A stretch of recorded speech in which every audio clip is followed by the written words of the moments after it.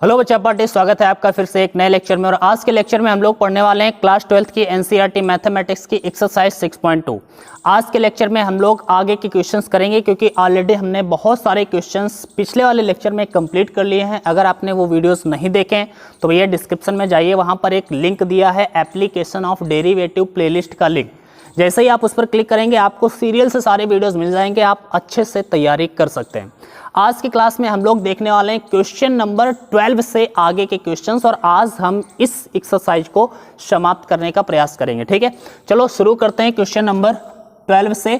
एक बात याद रखिएगा, जब भी आप पढ़ने बैठते हैं तो लेट करके मत देखिएगा वीडियो को। सबसे पहले आप बैठ जाइएगा, पेन कॉपी और अपने पास बुक रखिएगा, जिससे आप अच्छे से समझ पाएंगे। ठीक है, आप ये सोचिए कि आप कोचिंग में बैठ करके पढ़ रहे हैं, तभी आपकी अच्छी तैयारी हो पाएगी। और याद रखिएगा, अगर आप हमसे हमेशा जुड़े रहेंगे तो आपको कहीं भी मैथ के लिए कहीं पर कोचिंग की आवश्यकता नहीं होगी। ये मेरा वादा है, मैं आपको मैथ सिखाने वाला हूँ। ठीक है, चलो शुरू करते हैं।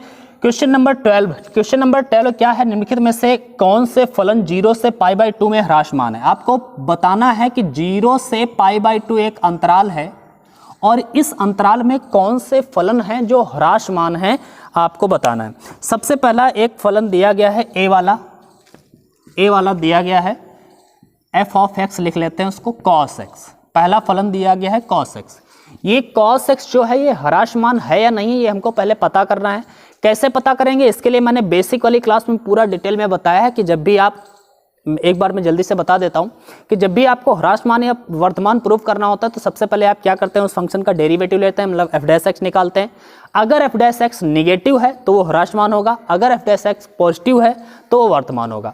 अगर आपको अंतराल निकालने होते हैं तब क्या आप करते हैं, सबसे पहले डेरिवेटिव लेते हैं, डेरिवेटिव को इक्वल टू 0 रखते हैं, वहां से x के वैल्यू निकलते हैं, संख्या रेखा पर x के वैल्यू दिखा देते हैं, फिर अंतराल बना लेते हैं, फिर चेक कर लेते हैं वहां पे। ठीक है, आप जैसे क्वेश्चन करेंगे आपको अच्छे से समझ में आ जाएगा। और अगर आपने बेसिक वाली क्लास नहीं देखे तो उसको देख लीजिए, जिससे आपका पूरा का पूरा बात क्लियर हो जाएगा। ठीक है, चलो शुरू करते हैं। क्या fx equal to cos x दिया है, ये ह्रासमान है या नहीं है? इसके लिए हम क्या करेंगे, सबसे पहले f' निकालेंगे। f' क्या होता है? cos x का होता है भैया माइनस साइन x।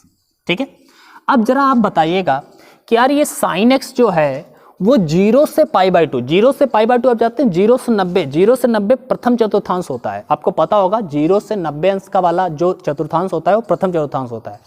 प्रथम चतुर्थांश में साइन x कैसा होता है, आप बताइए। प्रथम चतुर्थांश में साइन x कैसा होता है? पॉजिटिव, तो ये पॉजिटिव होगा।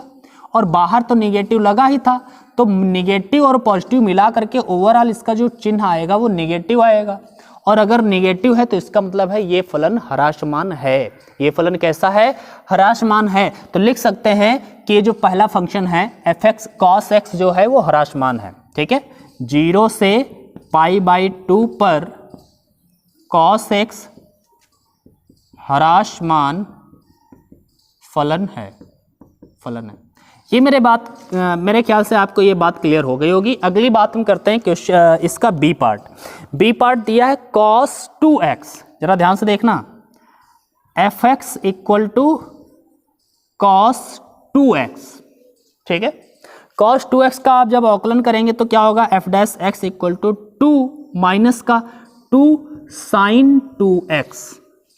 ठीक है, अब यहां पर जरा देखो, माइनस तो बाहर है ही, साइन 2x जो है वो 0 से π/2 पर धनात्मक होता है, ऋणात्मक होता है। मैं एक बार यहां पर आपको समझाता हूं।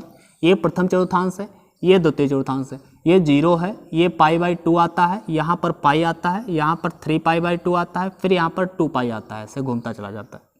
तो 0 से π/2 में सारे प्लस के होते हैं। इस वाले में साइन वाला जो है, और साइन और कॉसेक ये दोनों प्लस के होते हैं, और सब माइनस के होते हैं। ठीक है, तो इसका मतलब है साइन जो है 0 से लेकर के पाई तक पूरे में प्लस का रहता है। अब जरा आप देखिएगा, माइनस का 2 sin 2x, साइन 2x जो है वो पॉजिटिव होगा कि नहीं होगा? 0 से π/2 तक तो वो पॉजिटिव होता है, लेकिन यहाँ पर x की जगह पर अगर आप π/2 रख दोगे, जरा समझो, x की जगह पर 0 रखोगे तो साइन 0 हो जाएगा। साइन 0 तो पॉजिटिव माना ही जाता है, 0 को पॉजिटिव ही हम लोग मानेंगे। ठीक है, और अगेन जब x की जगह पर π/2 रखोगे तो भैया साइन 2x की जगह पर π/2 रखोगे तो साइन पाई हो गया। अब साइन पाई हो गया, इसका मतलब यहाँ पर आ गया। तो 0 से पाई के बीच में यहाँ पर पहले वाला 0 आया था, 0 रखेंगे तो 0 आएगा, और साइन π/2 रखेंगे तो पाई आएगा। ठीक है। तो 0 से पाई के बीच में तो साइन पॉजिटिव रहता ही है, इसका मतलब यहाँ से यहाँ तक की अब ये बात कर रहा है और यहाँ से यहाँ तक में ये पॉजिटिव होगा, ये हमें पता है, ठीक है, क्योंकि साइन है वो द्वितीय चतुर्थांश में भी पॉजिटिव होता है। तो हम लिख देंगे कि एफ डैश एक्स जो है वो निगेटिव तो बाहर लगा ही है और ये वाला जो है वो पॉजिटिव रहेगा। इसका मतलब है ओवरऑल निगेटिव मतलब पाई 0 से पाई बाई 2 पर कॉस ऑफ 2x ह्रासमान फलन है, ह्रासमान फलन है। ये भी बात क्लियर है।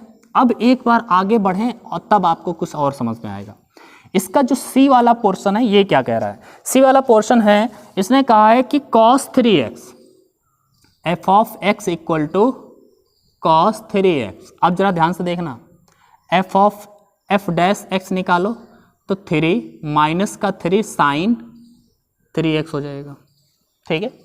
अब यहाँ पर अगर आप देखेंगे x की जगह पर आप 0 रखें, देखो 3x है, यहाँ पर बस इसको ध्यान में रखा करो यार, जैसे यहाँ पर भी हमने 2x को ध्यान में रखा था, 3x है। अब यहाँ पर देखना x की जगह पर 0 रखेंगे तो ये तो 0 आ जाएगा, लेकिन जब x जगह पर पाई बाई 2 रखोगे तो भैया जब पाई बाई 2 रखोगे तो ये आ जाएगा 3 पाई बाई 2। 3 पाई बाई 2 कहाँ पर आएगा भैया, ये आएगा यहाँ पर। हमें पता है यहाँ से यहाँ तक तो ये पॉजिटिव था, अगर यहाँ पर 2x होता तो ये पॉजिटिव रहता है, क्योंकि प्रथम और द्वितीय चतुर्थांश में साइन पॉजिटिव रहता है, बट तीसरे चतुर्थांश में ये पॉजिटिव नहीं होगा। अब जब पॉजिटिव नहीं होगा तो इसका मतलब है 3 पाई बाई 2 आ गया, तीसरे चतुर्थांश तक ये पहुंच गया है, इसका मतलब है कि ये यहाँ से यहाँ तक तो पॉजिटिव होगा और यहाँ से यहाँ तक ये निगेटिव हो जाएगा। और ये 0 से पाई बाई 2 में ये 0 से 3 पाई बाई 2 तक पहुँच रहा है साइन 3x की अगर बात करेंगे, इसका मतलब ये कुछ में पॉजिटिव भी रहेगा, यहाँ से यहाँ तक ये पॉजिटिव भी रहेगा और आगे ये नेगेटिव भी हो जाएगा, तो दोनों हो जाएगा। और जब दोनों हो जाता है तो ऐसी कंडीशन में हम क्या करते हैं, ऐसी कंडीशन में हम कहते हैं कि ये ना तो ये वर्धमान ही है और ना ही ये ह्रासमान है, क्योंकि अगर आप बात करेंगे F dash x equal to minus 3 sine X, ठीक है, ये जो है वो 0 से लेकर के पाई बाई 3 तक, ठीक है, पाई बाई 3 तक की अगर बात करेंगे तो ये पॉजिटिव होगा, पाई बाई 3 तक एफ डैश एक्स जो होगा वो माइनस ये तो रहेगा और ये पॉजिटिव आएगा, ये तो ओवरऑल ये नेगेटिव आएगा, तो ये ह्रासमान होगा। लेकिन अगर हम बात करेंगे पाई बाई 3 से और पाई बाई 2 आगे, 0 से पाई बाई 2 को हम 2 भागों में बांट रहे हैं, 0 से पाई बाई 3 तक ये पॉजिटिव रहेगा और मतलब नेगेटिव रहेगा, और पाई बाई 3 से आगे पाई बाई 2 तक जब आप पढ़ोगे तो ये एफ डैश एक्स जो आएगा वो ये माइनस तो है, अब ये भी माइनस आ जाएगा तृतीय चौथांश में जैसे ही आएगा, ठीक है, तो ये भी माइनस में आ जाएगा, तब ये क्या आ जाएगा, पॉजिटिव आ जाएगा, ठीक है। तो इसलिए हम कहेंगे कि ये पॉजिटिव भी है निगेटिव भी है 0 से पाई बाई 2 में, इसलिए यह फलन ना तो वर्धमान हुआ ना ही ह्रासमान हुआ, ठीक है। तो 0 से पाई बाई 2 पर यह फलन या cos 3x जो भी लिख दें आप, ठीक है, cos 3x ना तो वर्धमान है और ना ही ह्रासमान है, ये आप लिख लेंगे, ठीक है। मेरे ख्याल से आपको समझ में आ गया होगा कि आखिर ये वर्धमान क्यों नहीं है और क्यों ह्रासमान नहीं है। ए, बी और सी 3 हो गए हैं, एक और इसका डी वाला बच्चा है, उसको भी जरा एक बार देख लेते हैं। यहाँ पर डी वाला जो है वो क्या है, जरा ध्यान से समझिए। डी वाला जो है आपके पास दिया गया है y इक्वल टू, या फिर एफ एक्स लिख रहे हैं तो एफ एक्स ही लिखो यार, ठीक है। एफ एक्स इक्वल टू क्या है आपके पास, tan x दिया है, और आपको पता है एफ डैश एक्स क्या होगा, tan x का होता है sec स्क्वायर x, क्या होता है, sec स्क्वायर x। आपको पता है 0 से पाई बाई 2 में सभी प्लस के होते हैं, तो sec x है, यहाँ पर 2x 3x तो है ही नहीं, sec x है तो ये पॉजिटिव तो होगा ही, और स्क्वायर है तो वो पॉजिटिव होना ही होना है, इसका मतलब ये पॉजिटिव रहेगा, F dash x is positive, ठीक है। अगर ये पॉजिटिव है तो इसलिए हम क्या कहेंगे, अतः यह फलन वर्धमान है, अतः 0 से पाई बाई 2 पर tan x वर्धमान फलन है, वर्धमान फलन है वो आप लिख लेंगे, ठीक है। तो मेरे ख्याल से अब आपको ये बात क्लियर हो गई होगी। क्वेश्चन नंबर 12 के सारे क्वेश्चंस हमने देख लिए हैं, अब हम आगे बढ़ेंगे, क्वेश्चन नंबर 13 देखेंगे। आज हम पूरी प्रश्नावली समाप्त करने का प्रयास करेंगे भाई। एक बात याद रखिएगा, अगर आपको क्लास पसंद आती है तो भैया लाइक ज़रूर कर दो यार, अभी कर दो, थोड़ा फ़ोन को रोटेट करिए, ठीक है। और अभी लाइक कर दो क्योंकि आप बाद में भूल जाते हो। चैनल सब्सक्राइब नहीं किया तो सब्सक्राइब कर देना, शेयर ज़रूर कर देना, ठीक है। आगे बढ़ते हैं क्वेश्चन नंबर 13 की ओर। क्वेश्चन नंबर 13 क्या कहता है, जरा सुनिए। निम्नलिखित, देखो क्वेश्चन नंबर 12 और 13 ही थोड़े बड़े हैं, आगे के छोटे छोटे क्वेश्चन हैं, टेंशन न लेना, ठीक है। निम्नलिखित अंतरालों में किस अंतराल में fx जो है x की पावर 100 प्लस का sin x माइनस का 1 द्वारा प्रदत्त फलन ह्रासमान है। आपको बताना है कि किस अंतराल में ये फलन जो है वो ह्रासमान है। ह्रासमान आपको बताना है किन किन अंतरालों में है। अंतराल 2-3 दिए गए हैं। ए वाला अंतराल दिया है 0 से 1। अब बताएंगे आप 0 से 1 पर ये फलन ह्रासमान है कि नहीं, ये पहले चेक करना है। तो सबसे पहले आप क्या करेंगे, एफ डैश एक्स निकालेंगे। तो एक काम करते हैं, बाद में चेक करेंगे, सबसे पहले एफ डैश एक्स ही निकाल लेते हैं, बाद में तीनों सारे अंतराल रख करके चेक करेंगे, ठीक है। एफ डैश एक्स क्या हो जाएगा, तो ये बन जाएगा 100 नीचे आएगा, एक्स की पावर 99 एक घट जाएगी। साइन एक्स का हो जाता है भैया कॉस एक्स और 1 का हो जाएगा 0, ठीक है। तो ये हमारा एफ डैश एक्स है। अब हमें चेक करना है सबसे पहला अंतराल है 0 से 1। 0 से 1 पर ये जो एफ डैश एक्स है पॉजिटिव होगा या निगेटिव होगा, पहले ये चेक करो। तो हमें पता है 0 से 1 के बीच में कोई भी वैल्यू रख लो, प्लस की ही है, और यहाँ पर x जगह पर प्लस का कोई भी वैल्यू रख दोगे, 99 कर दोगे तो नेगेटिव नहीं आएगा, ये पॉजिटिव ही निकल के आएगा। ये मेरे ख्याल से क्लियर है, ये पॉजिटिव निकल के आएगा। तो इसका मतलब है कि एफ डैश एक्स जो है वो ये वाला तो पॉजिटिव रहेगा 0 से 1 के लिए, और cos x भी पॉजिटिव रहेगा 0 से 1 के लिए, क्योंकि हमें पता है कि cos x 0 से π/2 प्रथम चतुर्थांश में ये पॉजिटिव रहती है। इसका मतलब क्या है, 0 से π/2, पाई का मतलब होता है 3.14/2। इसका मतलब होता है 0 से 2 से काटोगे 1.5 और 7 ऐसे आएगा कुछ, ठीक है। इसका मतलब 0 से 1.57 तक cos x पॉजिटिव होता है। 0 से π/2 का मतलब क्या है, 0 से 1.57, ठीक है, तक एक जो cos x है वो पॉजिटिव होता है। तो इसका मतलब 0 से 1.57 तक तो पॉजिटिव होता है, तो 1 से 1 तक तो पॉजिटिव होगा ही होगा, ठीक है। जब 0.57 तक पॉजिटिव है तो 1 तक तो रहेगा ही रहेगा ना, तो इसका मतलब है ये भी पॉजिटिव है, ठीक है। जरा ऐसे लिख देते हैं, प्लस ये भी पॉजिटिव है।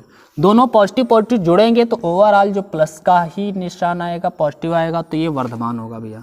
क्या होगा, वर्धमान फलन होगा। ये मेरे ख्याल से आपको क्लियर होगा। ए वाला हमने चेक कर लिया है, बी वाला हमने ह्रासमान वाले ढूंढने हैं, इस पर तो ये वर्धमान है, ये क्लियर है। बी वाला जो अंतराल दिया है वो क्या है, π/2 से पाई। एक ये अंतराल दिया है π/2 से पाई, तो π/2 से पाई के बीच का कोई भी आप वैल्यू ले लो। π/2 मतलब 1.37 है और पाई मतलब 3.14 है। अगर आप x की जगह पर रख दोगे तो ये पॉजिटिव ही आएगा, हमें पता है। तो एफ डैश एक्स जो है ये पॉजिटिव ही आएगा, और प्लस लगाओगे। cos x जो है π/2 से पाई, मतलब π/2 से पाई का मतलब आप समझ पा रहे हो, π/2 से पाई का मतलब है ये द्वितीय चतुर्थांश। 0 से π/2 होता है और π/2 से पाई ये होता है द्वितीय चतुर्थांश। द्वितीय चतुर्थांश में cos x नेगेटिव होता है, तो ये भैया नेगेटिव होगा। अब जरा आप समझना, यहाँ पे जो वैल्यू है वो 100x की पावर 99 है, तो इसका वैल्यू 100 से कम तो होगा ही नहीं, ठीक है। और यहाँ पर जो नेगेटिव वैल्यू आएगी वो अधिकतम कितनी आ सकती है, माइनस की। cos x का जो अधिकतम मान, जो सबसे छोटा माइनस का मान होता है वो -1 होता है, तो यहाँ पर ये -1 से छोटा हो नहीं सकता। ये -1 और ये प्लस का 100, ये प्लस के 100 से भी छोटा नहीं होगा, ठीक है। तो प्लस के 100 में -1 घटाओगे तो लगभग प्लस का 99 ही बचेगा, एग्जैक्ट नहीं लेकिन इसके आसपास, ज़्यादा कम, ठीक है। तो हम कह सकते हैं कि ये वैल्यू माइनस की तो होगी लेकिन बहुत छोटी होगी, -1, इससे ज़्यादा नहीं। लेकिन ये बहुत बड़ी वैल्यू है, ये वाली जो वैल्यू है वो बहुत बड़ी है इसकी तुलना में। ये -1 हो सकता है अधिकतम ऋणात्मक, और ये जो है वो 100 से कुछ ज़्यादा ही होगा, क्योंकि x का वैल्यू आपको 1.57 से ज़्यादा ही रखना है यहाँ पे, ठीक है, तो अधिक आएगा। इस वजह से जब आप घटाएंगे तो ओवरऑल जो इसका वैल्यू आएगा वो पॉजिटिव आएगा, ठीक है। तो लिख देंगे π/2 से π/2, इस तरह से मैंने आपको समझा दिया है। लिखेंगे आप ऐसे कि π/2 से पाई पर एफ डैश एक्स जो है वो है पॉजिटिव, ठीक है। इसलिए यह फलन इस अंतराल पर वर्धमान होगा। तो यहाँ पर भी भैया ये वर्धमान आ गया है। तो ए बी तीन हमने दो चेक कर लिए, दोनों पर ये वर्धमान आया। हमें ढूंढने हैं ह्रासमान वाले पॉइंट्स। अभी हम लोगों को ह्रासमान वाले पॉइंट्स नहीं मिले हैं, हम लोग कोशिश करते हैं ढूंढने का। ए और बी में से कोई भी अभी ऐसा पॉइंट नहीं मिला है जहाँ पर ये ह्रासमान है। इसके बाद में सी वाला पॉइंट देख लेते हैं भैया। सी वाला पॉइंट ने क्या दिया है, 0 से पाई, 0 से पाई, हाँ 0 से पाई बाई 2, ठीक है। तो इस पॉइंट पर देख लेते हैं, 0 से पाई बाई 2 के बीच का कोई भी वैल्यू ले लोगे तो एफ डैश एक्स जो है भैया ये तो पॉजिटिव आएगा ही आएगा, प्लस 0 से पाई बाई 2 मतलब प्रथम चौर्थांश है तो ये इसमें तो ये भी प्लस का होता है, तो आप जोड़ देंगे तो हमेशा प्लस का ही आएगा, पॉजिटिव ही आएगा। तो इसका मतलब इस पर भी ये वर्धमान है। अब भी आपको कोई ह्रासमान वाला पॉइंट नहीं मिला है, आप डी वाला चेक कर लीजिएगा। डी इनमें से कोई नहीं, तो इनमें से कोई नहीं, इनमें से कोई नहीं, ऐसा कोई पॉइंट है ही नहीं जिस पर ये ह्रासमान है। तो इसका डी ऑप्शन सही हो जाएगा, ठीक है भैया, इसका डी ऑप्शन सही हो जाएगा। इनमें से कोई नहीं है जहाँ पर ये ह्रासमान है। बात क्लियर है? मेरे ख्याल से ये आप समझ गए होंगे। अगला क्वेश्चन लेते हैं, क्वेश्चन नंबर 14। अब जरा जल्दी चलते हैं, ठीक है। क्वेश्चन नंबर 14 क्या दिया गया है, ए का वह न्यूनतम मान ज्ञात कीजिए जिसके लिए अंतराल, ए का आपको मान ज्ञात करना है जिसके लिए एक अंतराल दिया है। अंतराल क्या है, 1, 2, ठीक है, 1, 2। और जो फंक्शन है एफ एक्स इक्वल टू क्या दिया गया है, x² प्लस ax प्लस 1, ठीक है, से प्रदत्त फलन वर्धमान है। वर्धमान है, ए का भैया न्यूनतम मान ज्ञात करना है। कैसा, न्यूनतम मान, ए का न्यूनतम मान ज्ञात करना। ए के बहुत सारे मान हो सकते हैं बड़े से बड़े, लेकिन सबसे छोटा वाला वैल्यू आपको बताना है, ठीक है। तो आप क्या करेंगे, सबसे पहले f dash x equal to 2x plus a किए। आपको अगर न्यूनतम मान आपको ज्ञात करना है तो आप क्या करेंगे, 2x plus A equal to 0 के को रखते हैं, F dash x equal to 0 तो रखते ही आप रखेंगे। अगर आपको न्यूनतम मान ज्ञात करना है तो x का यहाँ पर न्यूनतम मान उठा के रख दो, x की जगह पर a रख दो, 1 रख दो। अगर आपको अधिकतम मान ज्ञात करना है, बड़े से बड़ा मान ज्ञात करना है तो x की जगह पर उठा करके 2 रख दो, ठीक है। तो यहाँ पर न्यूनतम मान हमें ज्ञात करना है तो x की जगह पर उठा करके 1 रख दीजिए। तो यहाँ पर क्या आ जाएगा, 2 × 1 प्लस a बराबर में 0। न्यूनतम मान के लिए लिख देना है यहाँ पर, ठीक है, न्यूनतम मान के लिए, ठीक है, a के न्यूनतम मान के लिए हमने क्या किया, 2 × x यहाँ पर 1 प्लस a, तो ये बन जाएगा 2 plus a equal to 0, a equal to -2, ठीक है। अधिकतम मान की बात करते तो हम यहाँ पर 2 रख देते और ये 4 हो जाता, माइनस का 4 हो जाता। मेरे ख्याल से अब ये समझ गए होंगे कि a इक्वल टू -2 है इसका न्यूनतम मान, अधिकतम मान निकालने को कहता तो -4 आ जाता, ठीक है। और इसके अलग भी तरीके हैं, लेकिन वो तरीके सबसे सरल तरीका मेरे ख्याल से यही है, तो हमने इस तरीके से बता दिया आपको। आपको अलग कोई टीचर कोई दूसरे तरीके से बताता है, जैसे आपको ऐसे कहेगा कि x जो है भाई वो 1 से बड़ा है, 2 से छोटा है, और इसको आप इसमें चेंज करिए, 2x कर दीजिए तो ये 2 से और ये 4 हो जाएगा, और इसको 2x प्लस a करोगे तो इसको आप लिख पाओगे 2 प्लस a और 4 प्लस a। जब भी आप न्यूनतम वाले वैल्यू की बात करेंगे तो इसको आप बराबर में 0 रखोगे, 2 प्लस a इज 0, a बराबर में इसको क्या लिख दोगे कि 2 plus a is greater than or equal to,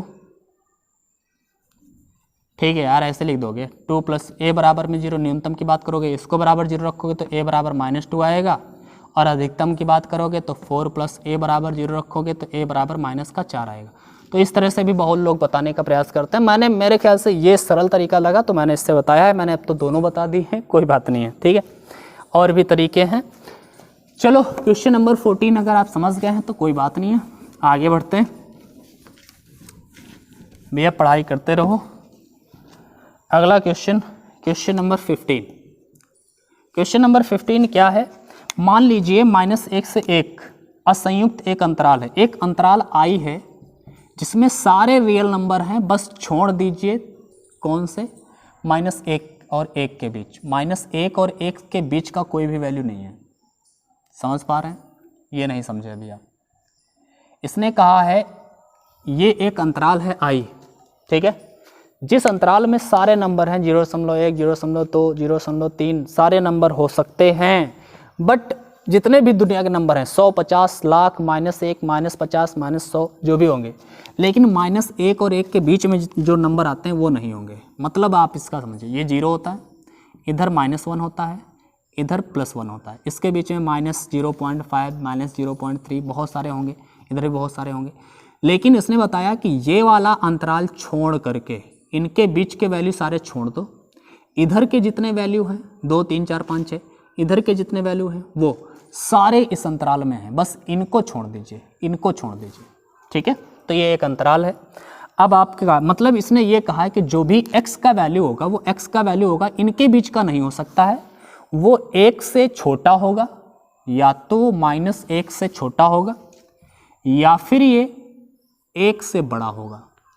ठीक है, 1 और -1 के बीच का नहीं होगा। x जो है -1 से छोटा हो सकता है, 1 से बड़ा हो सकता है, लेकिन इनके बीच का नहीं हो सकता। बस ये इसका कहने का मतलब है, x का वैल्यू ये है।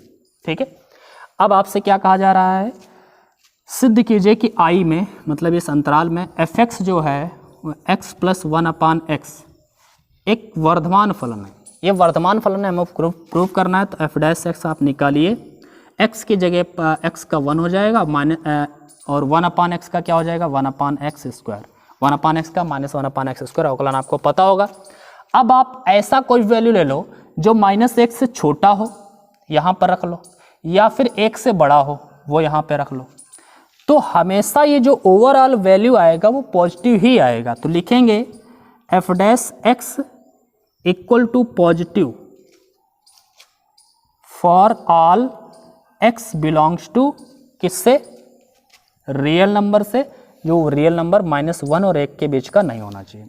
अगर आप इनमें से मतलब इसमें से कोई भी x का मान ले लीजिए, -1 से छोटा या फिर 1 से बड़ा, कोई भी मान रख करके देखेंगे तो इसका जो f' का मान है वो धनात्मक ही आएगा। इसलिए I पर, ये जो अंतराल है वो I है, I पर यह फलन कैसा है, वर्धमान होगा। आप रख करके देख लेना एक बार, -1 से छोटा कोई वैल्यू रख करके देख लेना, -2, -3, -4, या फिर 1 से बड़ा करके वैल्यू कोई देख लेना, रख के देख लेना। ठीक है, तो इन पर कभी भी ये नेगेटिव नहीं आएगा, पॉजिटिव ही वैल्यू आएगा। लेकिन अगर इनके बीच का कोई वैल्यू ले लिया तो नेगेटिव आ जाएगा। भैया इनके बीच का वैल्यू ले लो 0.5, 0.6 कुछ भी ले लोगे तो ये नेगेटिव आ जाएगा।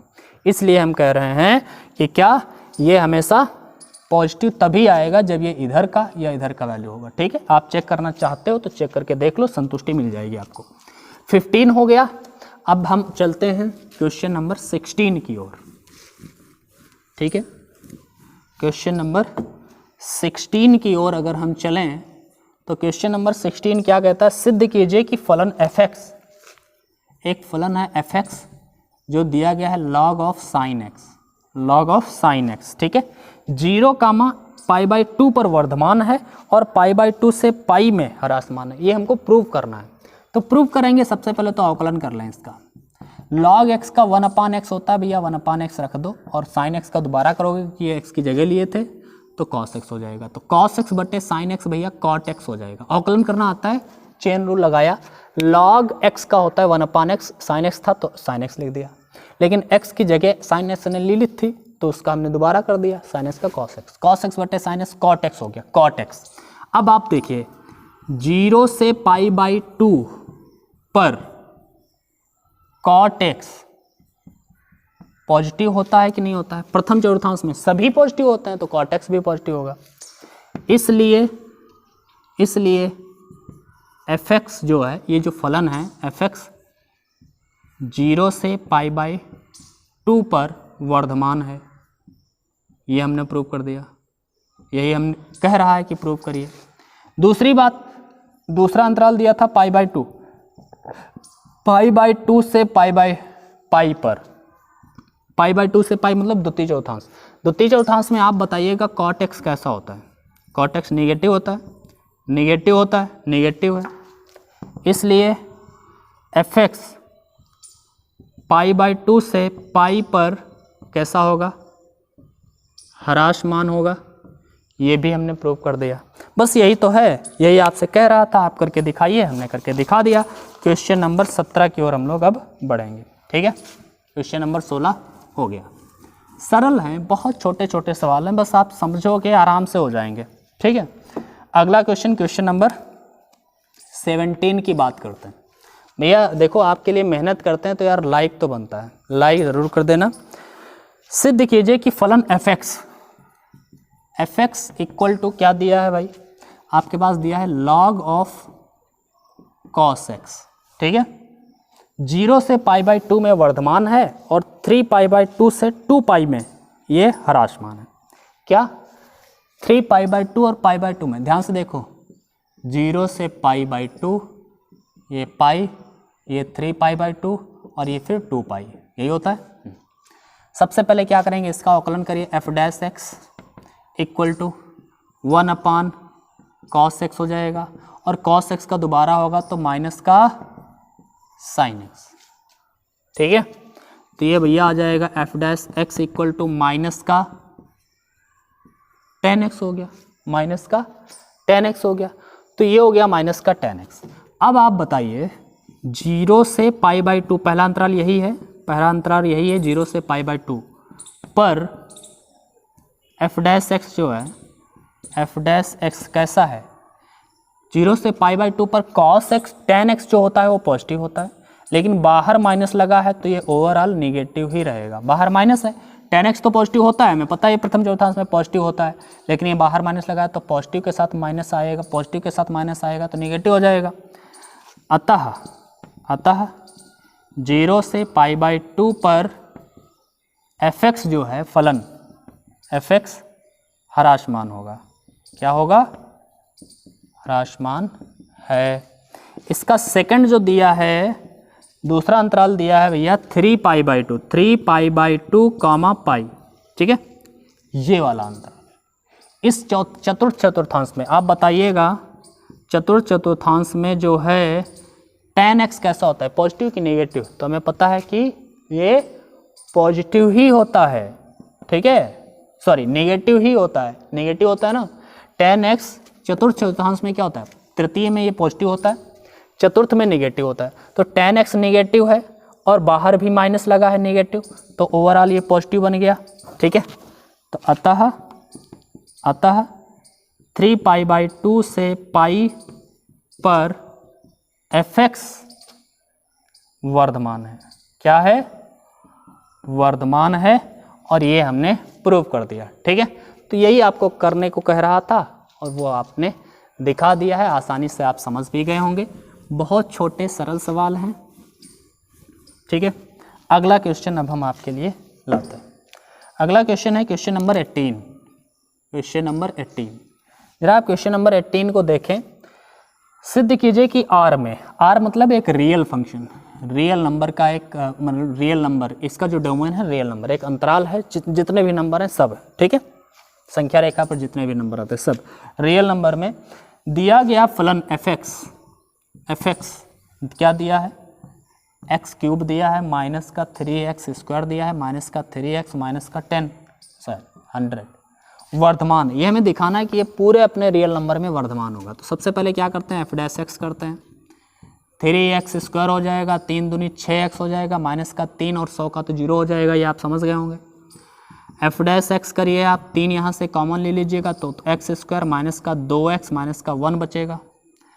अब ज़रा आप सोचो ये क्या है, ये क्या है, क्या हम इसको, सॉरी मैंने कुछ गड़बड़ किया है, ये प्लस का है ना, प्लस का 3x, हाँ प्लस का 3x भैया, प्लस का 3, ठीक है। आप सोचो x माइनस 1 का होल स्क्वायर आप खोलोगे तो क्या आएगा, यही आएगा, x² माइनस का 2x प्लस का 1, यही आएगा। तो ये इसका मतलब क्या है, x माइनस 1 का whole square, F dash x equal to क्या है 3 इंटू एक्स माइनस 1 का होल स्क्वायर। अब ध्यान से देखो, अगर 3 तो प्लस का है ही और x माइनस 1 का होल स्क्वायर जब लग जाता है तो वो वैल्यू पॉजिटिव हो जाती है, भले ही अंदर निगेटिव आ जाए, माइनस का 5 आ जाए, लेकिन जब होल स्क्वायर होगा तो -5 गुणे -5 प्लस का ही 25 बन जाता है। तो जब होल स्क्वायर किसी पर हो तो समझ लेना वो तो पॉजिटिव वैल्यू रहेगी ही रहेगी। इसका मतलब है आर का हम मतलब x का कोई भी मान ले लें, कोई भी रियल नंबर ले लें, माइनस का ले लें, प्लस का ले लें, तो ये हमेशा ये प्लस का ही आएगा। इसलिए हम लिखेंगे F dash x is positive, positive होगा, इसलिए इसलिए fx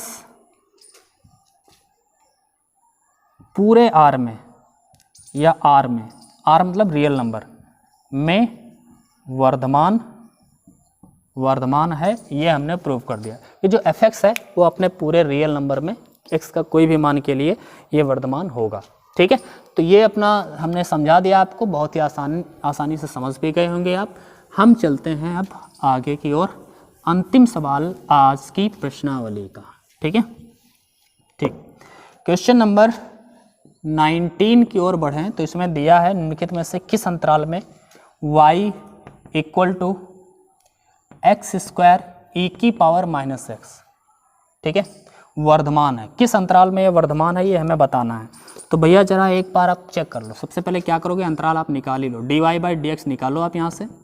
एक्स स्क्वायर, देखो प्रोडक्ट रूल लगाओगे, फर्स्ट सेकंड, फर्स्ट का किया, सेकंड को ऐसे लिख दिया, माइनस प्लस सेकंड का किया, ए की पावर माइनस एक्स का ए की पावर माइनस एक्स, लेकिन माइनस एक्स का दोबारा होगा तो माइनस हो जाएगा, और फर्स्ट को ऐसे लिख दिया। ठीक है, तो dy by D x equal to ये बन जाएगा ए की पावर माइनस एक्स, कॉमन ले लो तो 2x माइनस का एक्स स्क्वायर। ठीक है, यहाँ से dy by D x equal to e की पावर माइनस एक्स, बाहर कॉमन ले सकते हो आप x, तो क्या बचेगा 2 माइनस एक्स। ठीक है, dy बाई डी एक्स को इक्वल टू आप जब जीरो रखोगे तो x ए की पावर माइनस एक्स इंटू में 2 माइनस एक्स बराबर में जीरो रखोगे। भैया x बराबर जीरो रखोगे या फिर x ए की पावर माइनस एक्स बराबर जीरो रखोगे तो x का वैल्यू आएगा जीरो। ठीक है, और 2 माइनस एक्स बराबर जीरो रखोगे तो x का वैल्यू आएगा 2। तो आप अंतराल देखिए, 0 2 माइनस इन्फानाइट प्लस इन्फानाइट, किस पर ये पॉजिटिव होगा किस पर नेगेटिव होगा चेक कर लीजिए आप। ठीक है, एफ डैश एक्स की बात देखो, माइनस ई की पावर माइनस एक्स, ये ना सोचना कभी भी ऋणात्मक आएगा। ई की पावर माइनस एक्स, एक्स का वैल्यू आप माइनस का रखो या प्लस का रखो, ये हमेशा ही पॉजिटिव आएगा, क्योंकि हमें पता है ई की पावर 2 है तो ये पॉजिटिव होगा ही होगा। लेकिन ई की पावर माइनस 2 है तब भी इसको हम 1/e की पावर 2 लिख सकते हैं, ये निगेटिव नहीं होगा, ये पॉजिटिव ही रहेगा। तो घात में घात माइनस की होने से उसका वैल्यू कभी भी वैल्यू माइनस का नहीं होता है, ये आप याद रखेंगे। तो e की पावर x तो पॉजिटिव रहना ही रहना है। ठीक है, तो आप देखिएगा पहला माइनस इन्फानाइट से 1 0 वाला देख लेते हैं। ठीक है, इसमें एफ डैश एक्स का वैल्यू क्या रहेगा, एफ डैश एक्स ये है हमारा, x 0 से माइनस का जब वैल्यू रखोगे, माइनस इन्फानाइट से 0 के बीच में माइनस के ही सारे वैल्यू आएंगे, तो x जगह पर माइनस का रखोगे, माइनस का, ये तो पॉजिटिव है हमें पता ही है, e की पावर x पॉजिटिव रहेगा। और माइनस का जब ये वैल्यू रखोगे तो क्या आएगा भाई, आप बताइए। मान लिया मैंने यहाँ पर माइनस का 3 रख दिया, माइनस का 2 रख दिया, माइनस का 7 रख दिया, तो ये वैल्यू जो आएगा देखो 0 से छोटा रखोगे जब आप। ठीक है, माइनस का 1 रख दिया, माइनस का 2 रख दिया, माइनस का 3 रख दिया, तो ये वैल्यू हमेशा कैसा आएगा यार, आप बताओ, क्या बात करते हो यार, यहाँ पर एक अंतराल और बनना चाहिए था क्या, ना भाई 2 यार, माइनस का 1 रख लो यहाँ पे, हाँ सही है, माइनस का 1 रखोगे तो प्लस का 1, माइनस का 2 रखोगे प्लस का 2, माइनस का 3 रखोगे प्लस का 3, तो ये जुड़ करके पॉजिटिव हो जाएगा यार, ये पॉजिटिव हो जाएगा। इसका मतलब ये पॉजिटिव है, निगेटिव तो निगेटिव आएगा भाई। हमें पूछ रहा था किस पर ये वर्धमान है, क्या पूछ रहा था भाई, वर्धमान किस पर है, तो इस पर तो है नहीं, ये वाला अंतराल कैंसिल हो गया। दूसरा देखिए 0 से 2, 0 से 2 पर आप चेक कर लीजिए, 0 से 2 पर जैसे ही आप चेक करोगे तो चेक करिए जरा, x 0 से 2 के बीच में प्लस का वैल्यू होगा तो x तो प्लस का ही होगा, e की पावर x तो प्लस का रहेगा ही रहेगा। और 0 से 2 के बीच का कोई भी वैल्यू रख लो, 1 रख लो, 1.1 रख लो, 1.2 रख लो, 2 से जब घटेगा तो ये पॉजिटिव ही बचेगा। तो इस पर यार ये पॉजिटिव आ रहा है, इसका मतलब है इस पर ये वर्धमान होगा, इस पर ये वर्धमान होगा।